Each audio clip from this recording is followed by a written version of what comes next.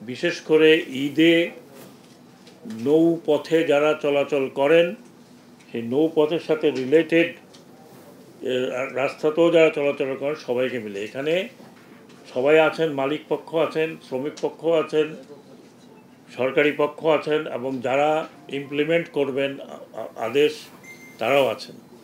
তো সবার সাথে কথা হয়েছে, আমরা কিছু ইনস্ট্রাকশন দিয়েছি এবং এই ইনস্ট্রাকশন ওনারা মাথা পেতে নিয়েছেন এবং যেহেতু ইনস্ট্রাকশনগুলো কার্যকর হবে ওনাদের সুবিধার জন্য, যাত্রীদের সুবিধার জন্য। প্রথম হচ্ছে যে আমরা এই কাজটা শুরু করব 15th of রমাদান, 15 রমজান থেকে 15 রমজান থেকে এই যা যা বলা হয়েছে এগুলো কার্যকর শুরু হবে। তার মধ্যে প্রথম কথা যেটা বলেছি, 0 পয়েন্ট থেকে সদরঘাট এই রাস্তা উন্মুক্ত রাখতে হবে। যত্রতত্র বাস, 3টা বাস একসাথে দাঁড়িয়ে বন্ধ করতে পারবে না।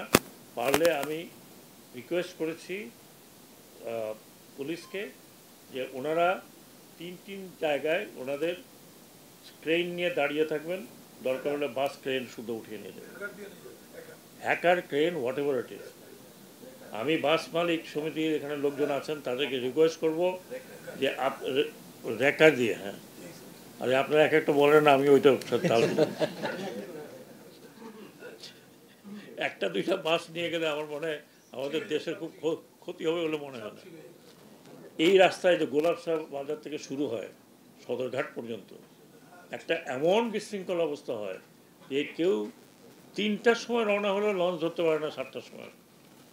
এইটা একটা সভ্য দেশ, একটা সভ্য শহরে এটা হয় না। কেউ কিছু করতে যদি না পারে আমি আমি আমি এই অন্তত এই কটা দিনের জন্য বলছি, বাস মালিক যারা সমিতি আছেন, বাস মালিক আমি অনুরোধ করব, গাড়ি আছে তারা আজকাল পদ্মা সেতুর উপর দিয়ে 700 টাকা করে দিয়ে তো আগেই চলে যান, বাসও যাবে। এটা হলো নাম্বার 1। নাম্বার 2 হচ্ছে কোনো সিরিয়াল ব্রেক করা যাবে না। এবং সিরিয়াল ব্রেক করা আমি মুখে মুখে বলছি না, শুধু সিরিয়াল ব্রেক করলে ওনারা এখানে মালিক সমিতিরা আছেন লোকজন, ওনাদের সামনে বলা হয়েছে যে ওই লঞ্চের এগেনস্টে অ্যাকশন নেওয়া হবে, দরকার হলে তার লাইসেন্স সাসপেন্ড করব। যদি সিরিয়াল ব্রেক, সে যেই হোক, তার যত পাওয়ারই থাকুক না কেন। সরকারের আইন তার চেয়ে বড় পাওয়ারফুল আর কিছু নাই আল্লাহর দুনিয়াতে, মানে দুনিয়াতে এটা হলো বড় পাওয়ার। বাকি তো আল্লাহর ইচ্ছা, আল্লাহ তো যা কিছু তাই করতে পারে। নির্ধারিত ভাড়ার উপরে কোনো ভাড়া নেবেন না। এবং ওনারা বলছেন যে এখন যে ভাড়াটা নেন ওটা প্রকৃত ভাড়া নয়, কাজে নির্ধারিত ভাড়ায় ওনারা এখন যাত্রী নিচ্ছেন না, যাত্রী কম ভাড়ায় নিচ্ছেন। ওই নির্ধারিত ভাড়া ঈদের দিন বা ঈদের এই 15 তারিখ থেকে নির্ধারিত ভাড়া হবে, ওটা ওনারা আজকের থেকে বা কালকের থেকে টাঙিয়ে রাখবেন, যাতে যাত্রীরা দেখতে পারে যে এখন ওনারা কী পয়সায় যাচ্ছেন, নির্ধারিত ভাড়াটা কি। নির্ধারিত ভাড়ার বাইরে ওনারা ভাড়া নেবেন না। প্রতিটি লঞ্চ যেগুলো রাত্রে চলাচল করবে বিশেষ করে তাদের জন্য বলা হয়েছে 1-3, একজন কমান্ডার, 3 জন আনসার। এবং আনসারদের বিহেভিয়ারের ব্যাপারে অলরেডি বলা হয়েছে যে আনসারের কাজ হচ্ছে যাত্রী সুরক্ষা দেওয়া, আনসারের কাজ এই অন্য কোনো কাজ নাই। এবং এটা মালিকরা দেখবেন, তাদের জন্য যে জায়গাটা দেওয়া হবে ওটা দে হ্যাভ টু ইউজ। এটা কমপ্লেন আসে যে তারা আবার এটাকে সাবলেট করে, সেটা যেন না হয়। অতিরিক্ত যাত্রী বহন করতে পারবেন না। অতিরিক্ত যাত্রী বহন করলে আমাদের ইন্সপেক্টর থাকবে, শুধু সদরঘাটে না, রাস্তায় কোনো যদি নেন কোনো কোনো কোনো লঞ্চ মালিকেরা বা জাহাজ মালিকেরা, সেটার জন্য কোস্টগার্ডকে বলা হয়েছে, সেটার জন্য নৌ পুলিশ। এবং আমি নৌবাহিনীকেও অনুরোধ করেছি, এইটা চলে যাবে নৌবাহিনীর কাছে, কারণ নৌবাহিনীকে অ্যারেস্টের ক্ষমতা দেওয়া আছে। সো ওনাদের কাজ করবেন। অহেতুক কোনো পুলিশ, কোনো নৌবাহিনীর লোক, নৌ পুলিশ অথবা র্যাব অথবা কোস্টগার্ড অহেতুক কোনো লঞ্চে উঠে তল্লাশি শুরু করবেন না। ও যদি সেটা করেন তাহলে আমি লঞ্চ কর্তৃপক্ষকে বলবো আপনারা একটা কমপ্লেন দেবেন, উই উইল টেক অ্যাকশন। ওখানে পাক বিতণ্ডতা করার কোনো কারণ নেই।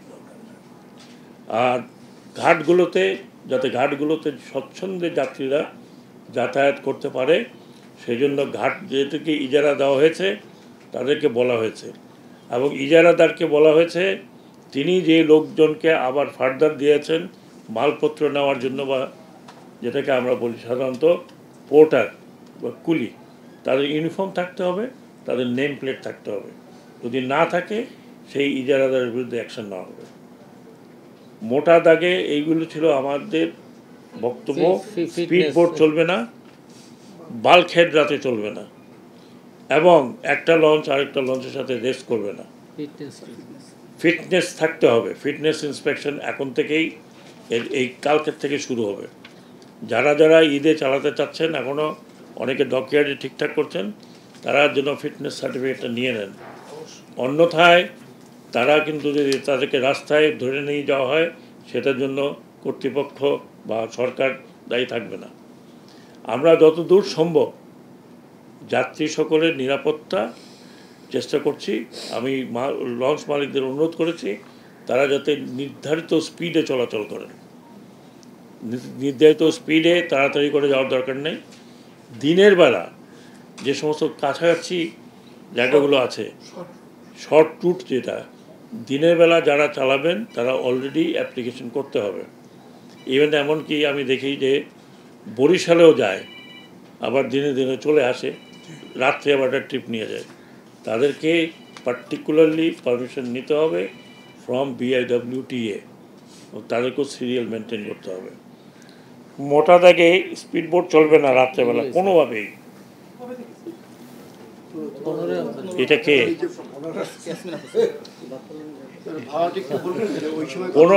15 তারিখ থেকে, সরি 15 রোজা থেকে,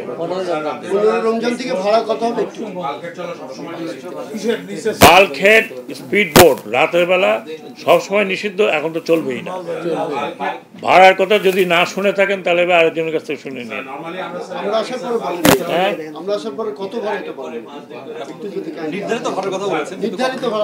আরেকবার বলি, ইয়াসমিন তোমার শোনা দরকার বেশি।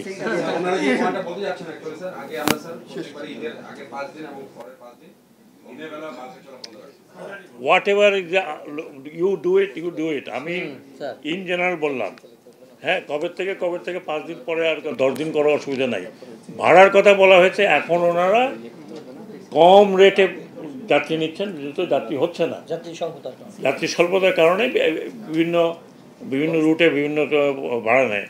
আমার কাছ থেকে নিচ্ছে 3000 টাকা। কোথায় মালিক? হ্যাঁ, ওই যে উনি আমার কাছ থেকে প্রশ্ন নেবে না, তারপর বলো স্যার 3000 টাকা দেন। 3000 টাকা দিচ্ছে। আরেক তুমি বোধ হয় দুজনে মিলে। আচ্ছা, বলছে যে যাত্রী হয় না, ওনার কেবিন খালি, আমাকে 3000 টাকা কেবিন দিচ্ছে। হ্যাঁ, হয়তো বিনা পয়সা দিতে আসলো। ভাড়া নির্ধারিত ভাড়াটা আমি যে বলছি আজকের থেকে আপনার টাঙিয়ে দেবেন। যে নির্ধারিত ভাড়া কি, নির্ধারিত ভাড়া এখন আপনারা না, আমি বলতে পারবো না।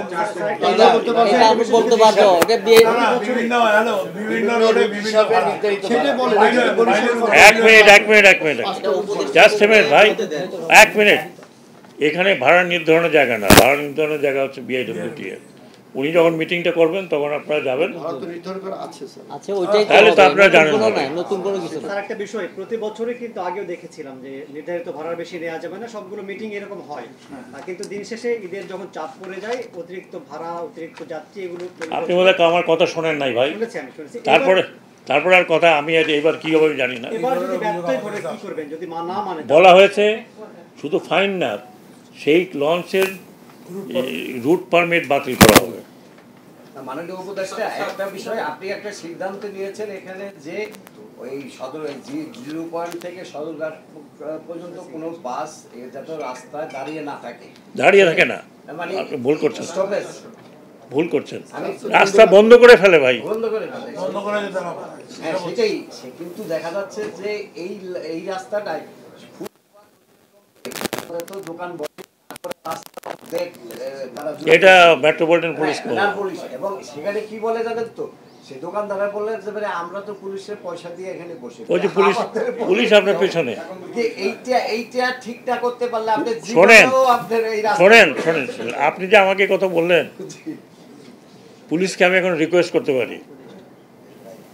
আমি অন্য জায়গায় থাকলে পুলিশকে বলতাম যে যদি পাই তাহলে সাসপেন্ড, আমি ওটা বলতে পারতেছি না। ওই যে পুলিশের ওই যে কোথায় আছেন আপনি, ডিসি ট্রাফিক লালবাগ, এবং আপনার কথা শুনছে উনি।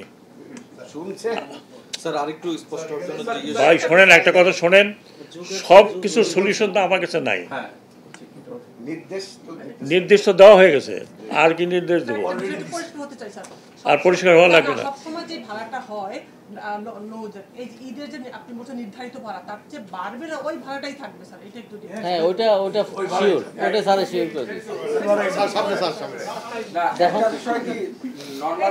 আপনারা শোনেন, এতক্ষণ আমি এই কথাটা বলছি ভাই, রোজার দিন, হ্যাঁ আপনারাও রোজা রাখছেন, হ্যাঁ আপনাদেরও গলা শুকিয়ে গেছে, আমার গলা টোটালি শুকিয়ে গেছে, বুঝতে পারছেন তো। এটা সম্পূর্ণ বলা হয়েছে, যেই ভাড়া নির্ধারিত আছে ওনারা বলেছেন যে এখন যেহেতু যাত্রী সংকট, সেজন্য যে জন্য পারে অল্প পয়সায় নিয়ে যায়, যে জন্য উনি আমার কাছ থেকে 3,000 নিয়েছেন, নাহলে 5,000 টাকা ছিল, জিজ্ঞেস করেন তাই না, 5,000 টাকা ছিল। হয়তো দেখছে গরিব মানুষ,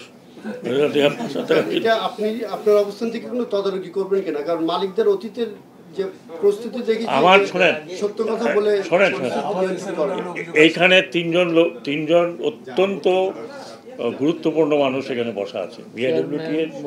BRWTC Director Shipping is the only one in Bangladesh authorized to give clearance and permit and inspection.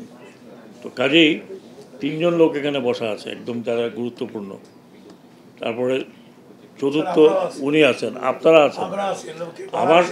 আমার অনুরোধ হচ্ছে আপনারা সকলে মিলে যদি এই আইনগুলো মানেন তাহলে তো আমাদের আর কিছু করার দরকার নাই। বাকিটা এখন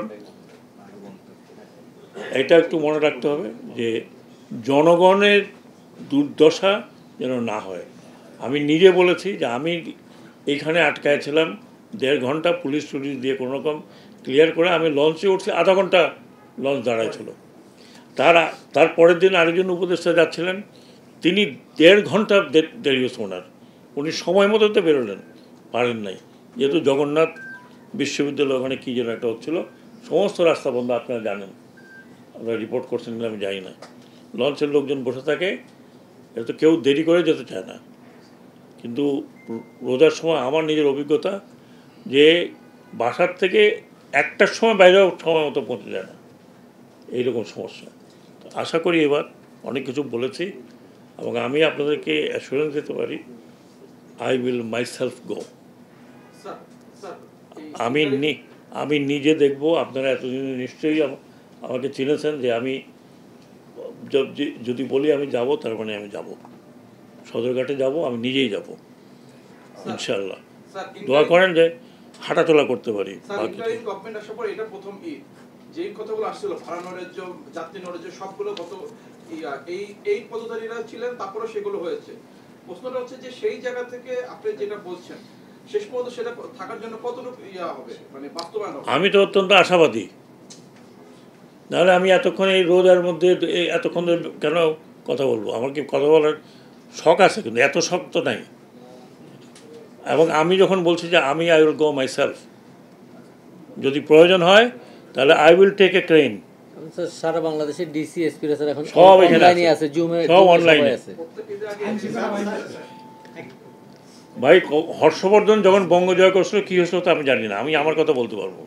তুমি এখন পুরানো যে আগে কী হচ্ছিলো, আগে তো অনেক ভালো জিনিস হচ্ছিলো, খারাপ জিনিস হচ্ছিলো, এখন আমরা চেষ্টা করতেছি, আমাদেরকে চেষ্টা করতে দিবা তো। তাই দেখবো তো আমরা চেষ্টা করতে পারি কি পারি না। মাননীয় উপদেষ্টা আমরা কি বলতে পারি যে আপনি সারপ্রাইজ ভিজিটে যাবেন এই অবশ্যই স্যার তো বলে না, আমি কোনো সারপ্রাইজ ভিজিটে যাবো না।